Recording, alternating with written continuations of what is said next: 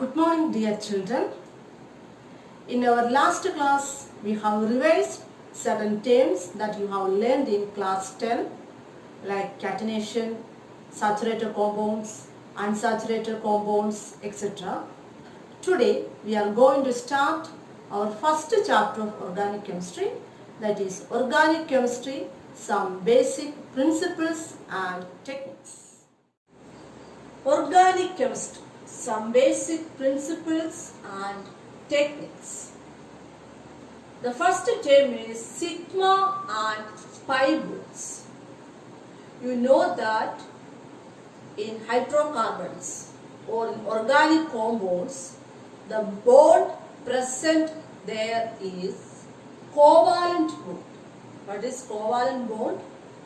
The bond formed by sharing of two electrons is called covalent bond. These covalent bonds are classified into two. They are sigma and pi bonds. You will learn about the sigma and pi bonds in detail in chapter 4, chemical bond. So I am not going to teach you about sigma and pi bond. In this chapter, you should just learn how to find out the sigma and pi bond in an organic compound. Just understand the bond sigma and pi bonds in an organic compound. So how to find out the sigma and pi bonds in an organic compound? Let us see. The first example is propane, that is CH3, CH2, CH3 is propane. It is an alkene. Here you can see that the bond present in this compound is single bond, or we can say that this is a single bonded compounds. In our previous class, we have revised that single bonded compounds are called saturated compounds. So this propane is a saturated compound. Then what is sigma bond? In an organic compound, if the bond present there is single bond, then that bond is a sigma bond. Actually, the sigma bond is formed by the head-to-head overlapping of atomic orbitals that you will learn in chapter 4, chemical bond. Here, this bond present in this propane is single bond. If the bond in a compound is single bond, then that bond is a sigma bond. So, how many sigma bonds are present in this compound? We can write this propane like this. This is the expanded form of this propane. CH3, CH2, CH3. Here you can observe that all the bonds present in this compound are single bond. So all the bonds are sigma bond. So if the bond of a compound is single bond, then that bond is a sigma bond. So here, how many sigma bonds? 1, 2, 3, 4, 5, 6, 7, 8, 9, 10. So all the bonds are sigma bonds. So here 10 sigma bonds are present. Among these 10 sigma bonds, how many CH sigma bonds are present? CH sigma bonds means here CH3. 1, 2, 3. Here CH2. 4, 5. Here also CH3 group. 6, 7, 8. So 8 sigma bonds are present here. And 2 sigma CC bond. That means CC sigma bonds are 2. They are This is a CC sigma bond. This is the second CC sigma bond. So 2 CC sigma bonds and 8 CH sigma bonds are present in this propane. So total how many bonds? 10 sigma bonds are present. Then what are pi bonds? If a compound consists of double or triple bond, then there you can find these pi bonds. For example, CH triple bond C, CH double bond CH, single bond CH3. We will learn about the nomenclature of all these compounds later. So this compound is CH, triple bond C, single bond CH, double bond CH, single bond CH3. So we can say that this compound is an unsaturated compound. Here this bond is a CH bond, this is a single bond. Here CH triple bond C, that means a triple bond is present in between this first and second carbon. Here the first bond is sigma bond and the other two are pi bonds. So if a triple bond is present, then it consists of 1 sigma bond and 2 pi bonds. And if a double bond is present between two atoms, then the first bond is sigma and the second bond is pi bond. So in triple bond, 1 sigma and 2 pi bonds are present, and in double bond, 1 sigma and 1 pi bond is present. Clear? So how many sigma and pi bonds are present in this compound? Here this is a sigma bond. Here 1 sigma and 2 pi bonds. Here also C single bond CH. So this bond is a sigma bond. Why? Because this is a single bond. So that bond is a sigma bond. Here double bond. So 1 sigma, 1 pi. Here also single bond. So this is a sigma bond. Here also single bond. So this is a sigma bond. Here in this CS3, we can write this CS3 like this. So here 3 sigma bonds are present. So total here 10 sigma bonds are present. Among these 10 sigma bonds, 6 bonds are CH sigma bonds. 1 here, 1, 2, 3, and here also 3 bonds are present. So total 3 plus 3, 6 CH sigma bonds are present. And how many CC sigma bond? Here 1, 2, 3, 4. So 4 CC sigma bonds and 6 CH sigma bonds are present here. So total 6 plus 4, 10 sigma bonds are present. Then how many pi bonds? Here 2 pi bonds and here 1 pi bond. So 2 pi bonds are present between C triple bond C and 1 pi bond is present between C double bond C. Clear? So sigma bonds are present in single bonded compounds, and in unsaturated compounds you can find pi bonds. The bond is a triple bond, then one bond is sigma bond and other two are pi bonds. If it's a double bond, then 1 sigma and 1 pi bonds are present there. Clear? Then what about this compound?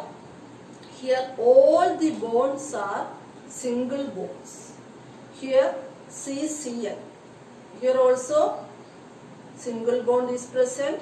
So this bond is a sigma bond. So here also 3 sigma bonds are present here. 3. Here 1 sigma 4. Here 3. 7. Then 8, 9, 10.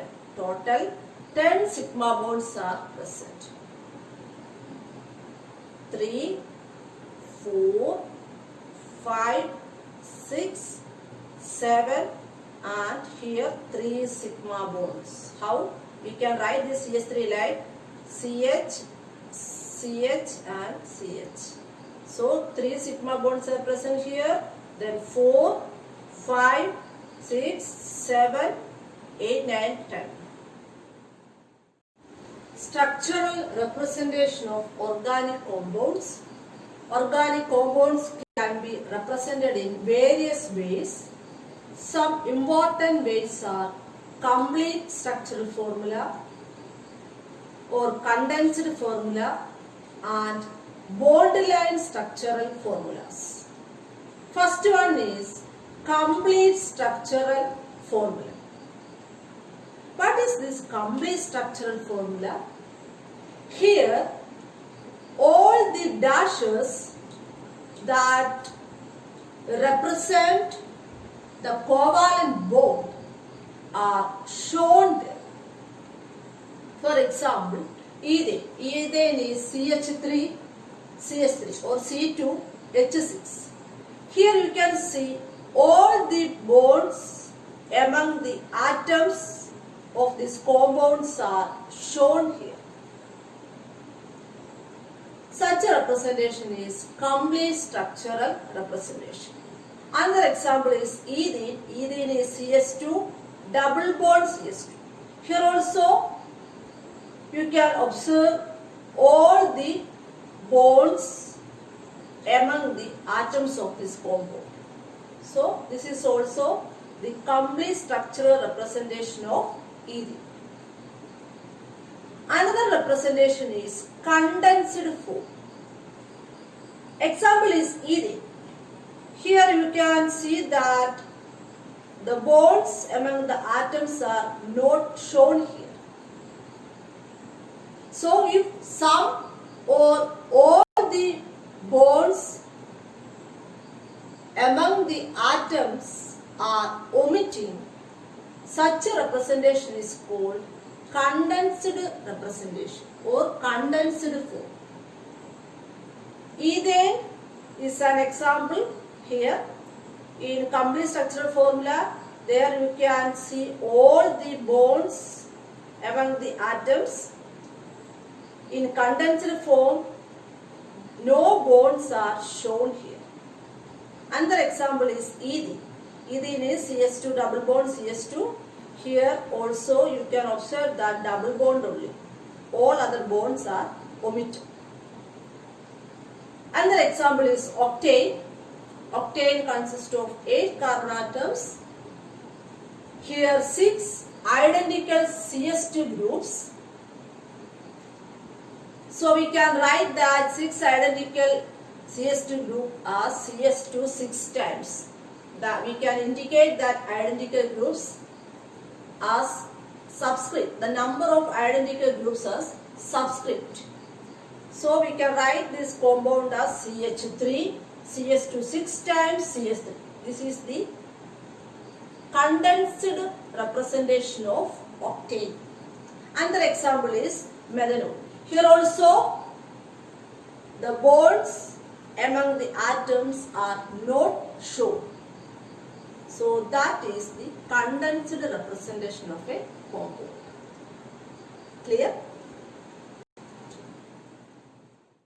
Third way of representing organic compound is bond line structural representation or bond line structural formula.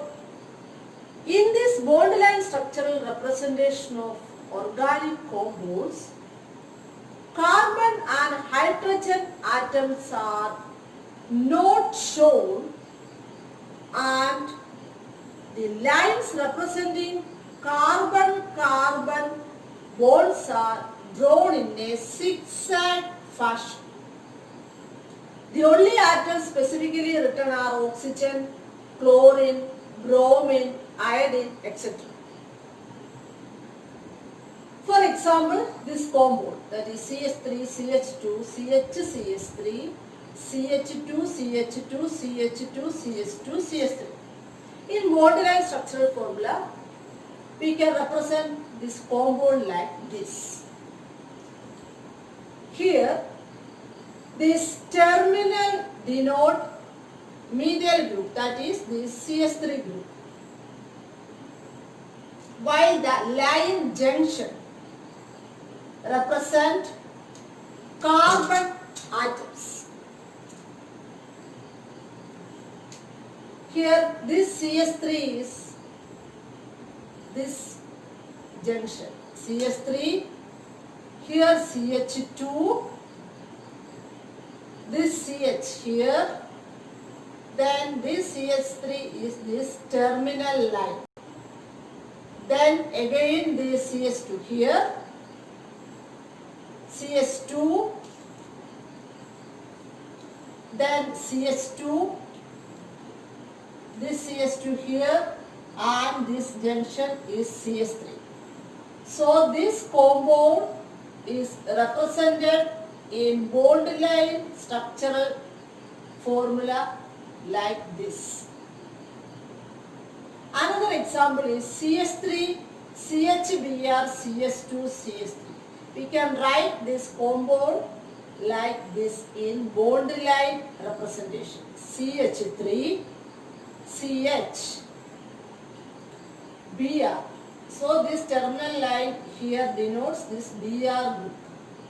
Then again CH2, this CH2, then this junction denotes this CH3 group. So this is the bond line representation of this compound. Here we are representing this organic compound in a zigzag fashion. Clear? So in bond line structural representation, carbon and hydrogen atoms are not shown. So that's all about structural representation of organic compounds. First way is complete structural formula. Second type of representation is condensed form, and third representation is bond line structural representation. Clear? Another term is functional groups. You have learned about functional groups in class 10. Do you remember? What are functional groups? Functional group of alcohol is OH, acid is COH. You know that. Then what is a functional group? Functional group may be defined as an atom or group of atoms joined in a specific manner which is responsible for the characteristic chemical properties of the organic compounds. In the case of alcohol, hydroxyl group or OH group is the functional group. In the case of aldehyde, functional group is CH. In the case of carboxylic acid, functional group is COH. You know that these three compounds are different in their properties. That is because of the presence of these functional group in it. So functional groups are atoms or group of atoms which is responsible for the characteristic chemical properties of the organic compounds.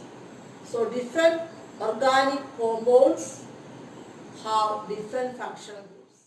Next term is homologous series.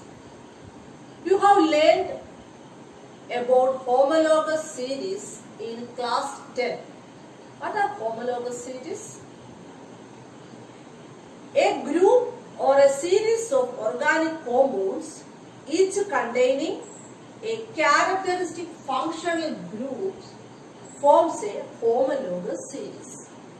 For example, alkanes, alkenes, alcohols, carboxylic acid or alkanoic acid, etc.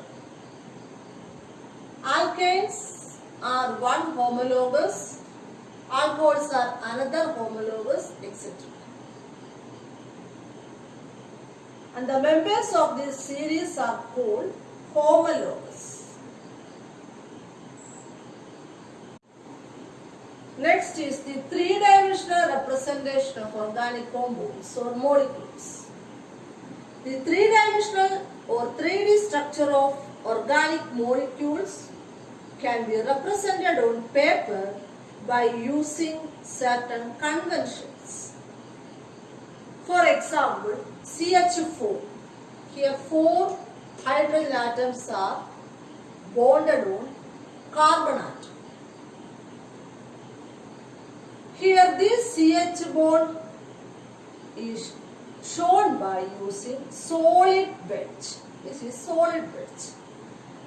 This means this CH bond is pointing towards the observer. And here you can see that this CH bond is represented by using dashed wedge. That means this bond is away from the observer. And here these two CH bonds are in the plane of paper. So they are represented with the normal line, normal CH bonds. So if a bond is towards the observer like this, then that bond is represented by using solid wedge. If a bond is away from the observer, then that bond is shown by using dashed wedge. Clear?